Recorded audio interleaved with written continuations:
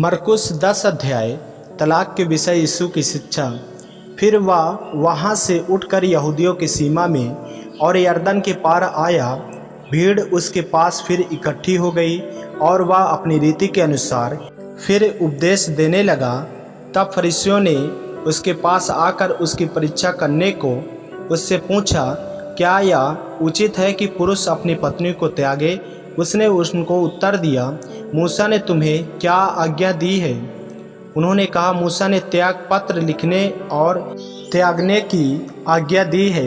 यीशु ने उनसे कहा, तुम्हारे मन की कठोरता के कारण उसने तुम्हारे लिए यह आज्ञा लिखी, पर सृष्टि के आरंभ से परमेश्वर ने नर और नारी करके उनको बनाया है। इस कारण मनुष्य अपने माता पिता से अलग होकर अपनी पत्नी के साथ रहेगा और वे दोनों एक तन होंगे। इसलिए वे अब दो नहीं पर एक तन है। इसलिए जिसे परमेश्वर ने जोड़ा है उसे मनुष्य अलग ना करे। घर में चेलों ने इसके विषय में उससे फिर पूछा। उसने उनसे कहा, जो कोई अपनी पत्नी को त्याग कर दूसरे से विवाह करे तो वह उससे पहले के विरोध में व्यभिचार करता है, और यदि पत्नी अपने पति को छोड़कर दूसरे से विवाह करे तो वह व्यभिचार करती है। बालकों को आशीर्वाद। फिर लोग बालकों को उसके पास लाने लगे कि वह उन पर हाथ रखे, पर चेलों ने उनको डांटा। यीशु ने यह देख क्रोधित होकर उनसे कहा, बालकों को मेरे पास आने दो और उन्हें मना ना करो, क्योंकि परमेश्वर का राज ऐसो ही का है। मैं तुमसे सच सच कहता हूँ कि जो कोई परमेश्वर के राज को बालक के समान ग्रहण न करे वह उसमें कभी प्रवेश न करने पाएगा। और उसने उन्हें गोद में लिया और उन पर हाथ रखकर उन्हें आशीष दी। धनी युवक और अनंत जीवन। जब वह वहाँ से निकलकर मार्ग में जा रहा था तो एक मनुष्य उसके पास दौड़ता हुआ आया और उसके आगे घुटने टेक कर उससे पूछा, हे उत्तम गुरु, अनंत जीवन का अधिकारी होने के लिए मैं क्या करूं? यीशु ने उससे कहा, तू मुझे उत्तम क्यों कहता है? कोई उत्तम नहीं, केवल एक, अर्थात परमेश्वर। तू आज्ञाओं को तो जानता है, हत्या न करना, व्यभिचार न करना, चोरी न करना, झूठी गवाही न देना, छल न करना, अपने पिता और अपनी माता का आदर करना। उसने उससे कहा, हे गुरु, इन सब को मैं लड़कपन से मानता आया हूँ। यीशु ने उस पर दृष्टि करके उससे प्रेम किया और उससे कहा, तुझ में एक बात की घटी है। जा, जो कुछ तेरा है उसे बेचकर कंगालों को दे और तुझे स्वर्ग में धन मिलेगा, और आकर मेरे पीछे हो ले। इस बात से उसके चेहरे पर उदासी छा गई और वह शोक करता हुआ चला गया, क्योंकि वह बहुत धनी था। यीशु ने चारों ओर देखकर अपने चेलों से कहा, धनवानों का परमेश्वर के राज में प्रवेश करना कैसा कठिन है। चेले उसकी बातों से अचंभित हुए। इस पर यीशु ने फिर उनसे कहा, हे बालकों, जो धन पर भरोसा रखते हैं उनके लिए परमेश्वर के राज में प्रवेश करना कैसा कठिन है। परमेश्वर के राज में धनवान के प्रवेश करने से ऊँट का सुई के नाके में से निकल जाना सहज है। वे बहुत ही चकित होकर आपस में कहने लगे, तो फिर किसका उद्धार हो सकता है? यीशु ने उनकी ओर देखकर कहा, मनुष्यों में से तो यह नहीं हो सकता, परंतु परमेश्वर से हो सकता है, क्योंकि परमेश्वर से सब कुछ हो सकता है। पतरस उससे कहने लगा, देख, हम तो सब कुछ छोड़कर तेरे पीछे हो लिए हैं। यीशु ने कहा, मैं तुमसे सच कहता हूँ कि ऐसा कोई नहीं जिसने मेरे और सुसमाचार के लिए घर या भाई या बहनों या माता या पिता या बाल बच्चों या खेतों को छोड़ दिया हो और अब इस समय 100 गुना ना पाए, घरों और भाइयों और बहनों और माताओं और बाल बच्चों और खेतों को पश्चाताप के साथ और परलोक में अनंत जीवन। पर बहुत से जो पहले हैं पिछले होंगे और जो पिछले हैं ये पहले होंगे। अपनी मृत्यु के विषय यीशु की तीसरी भविष्यवाणी। वे यरूशलेम को जाते हुए मार्ग में थे और यीशु उनके आगे आगे जा रहा था। चेले अचंभित थे और जो उसके पीछे पीछे चलते थे वे डरे हुए थे।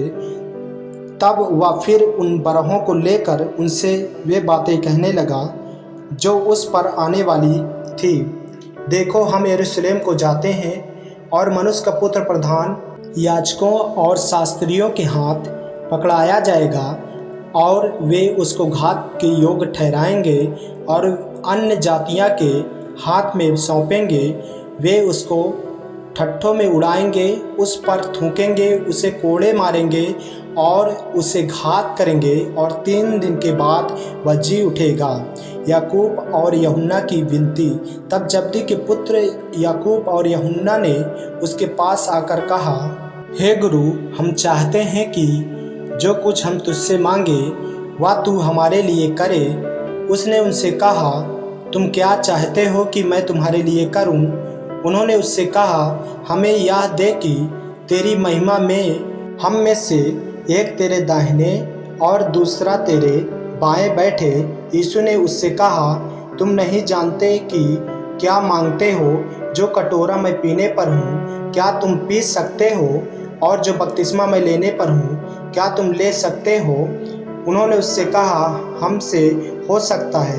यीशु ने उनसे कहा, जो कटोरा मैं पीने पर हूँ तुम पियोगे और जो बपतिस्मा मैं लेने पर हूँ उसे लोगे, पर जिनके लिए तैयार किया गया है उन्हें छोड़ और किसी को अपने दाहिने और अपने बाएं बैठाना मेरा काम नहीं।